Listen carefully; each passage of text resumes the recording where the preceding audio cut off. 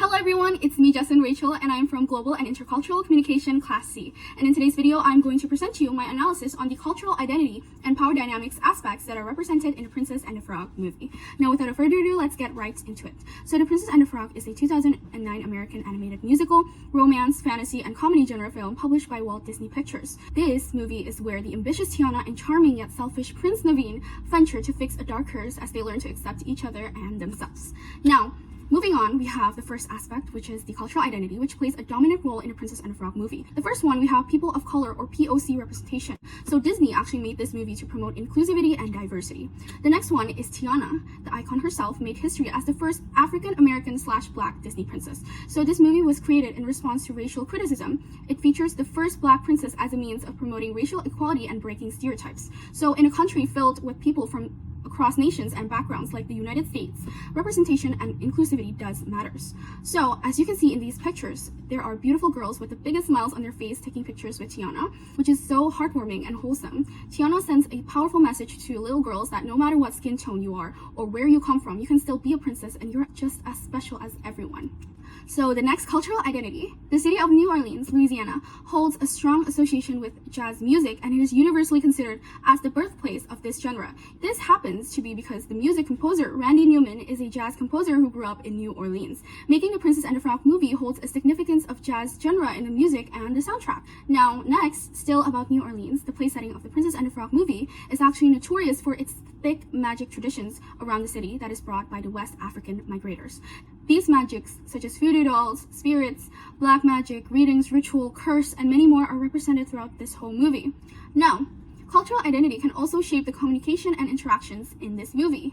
The diverse cultural heritage of New Orleans, from the jazz music, spiritual traditions, diverse people, and even the food, because Tiana is shown to have a passion for cooking and food in this movie, complements each other and brings the people together. So this is a form of non-verbal communication. People can actually communicate through music, traditions, and even food as they share a similarity, which is the cultural identity that ties them together.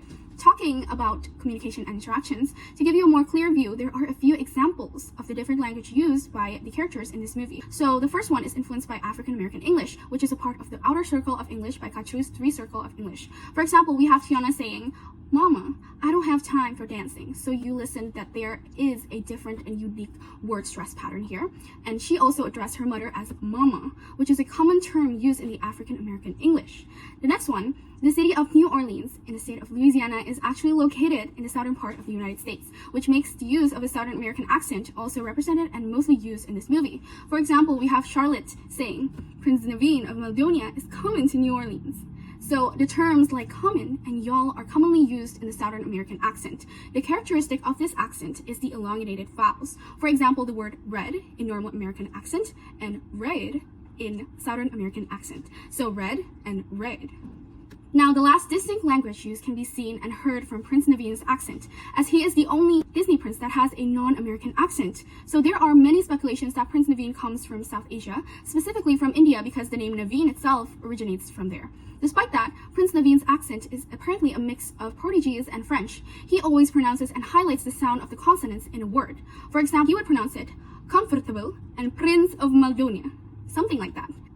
So the next aspect that is prominently visible throughout this whole movie is actually the power dynamics. The first one, we have the social status and gap. So I have included a few clips in the movie that really shows the social status between Tiana as she grew up in a humble and loving family and environment. In the story, her dad is barely making enough for his family, working until late at night. Tiana's mom is a famous tailor in town and works for Charlotte, making her beautiful gowns and dresses. And that's how Tiana and Charlotte became friends. And Tiana is also a hardworking and independent woman who works 2 jobs every single day to save up some money to build a restaurant, because that was her dad's biggest dream. Now, despite that, Tiana is surrounded by amazing people, but still it doesn't close the fact that the social status and gap between the characters in the movie can be vividly seen. The next one in the power dynamics aspect is wealth and privilege that are connected to each other, which can be seen and represented by Prince Naveen and Charlotte in this movie. Now, the first one is Naveen is entitled as the Prince of Maldonia. He is the next in the throne. That means he comes from royalty and has a privilege that not everyone has. So the next one, we have Charlotte. She does not exactly come from a royal family, but her dad is an influential and one of the wealthy people in town, which makes Charlotte also privileged enough in some way.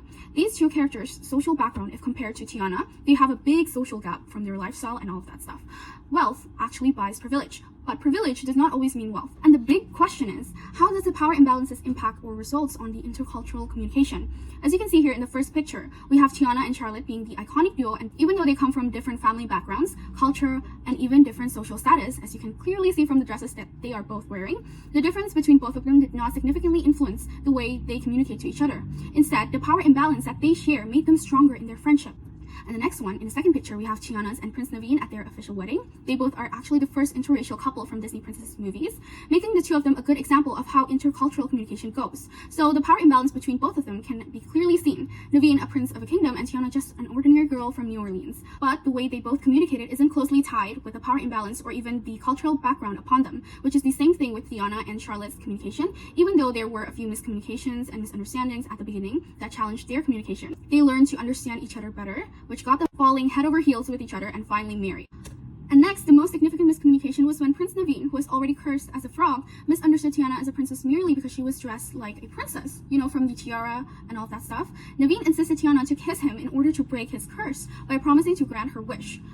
Unfortunately, their miscommunication happened because Prince Naveen and Tiana were so sure upon their own beliefs and thoughts. They were consumed by their own ambitions. Both Tiana and Naveen took advantage of each other, but they didn't communicate it effectively, and later found out the truth and regretted their choices. Now, this wouldn't have happened if Prince Naveen and Tiana talked the situation through and were not in a rush.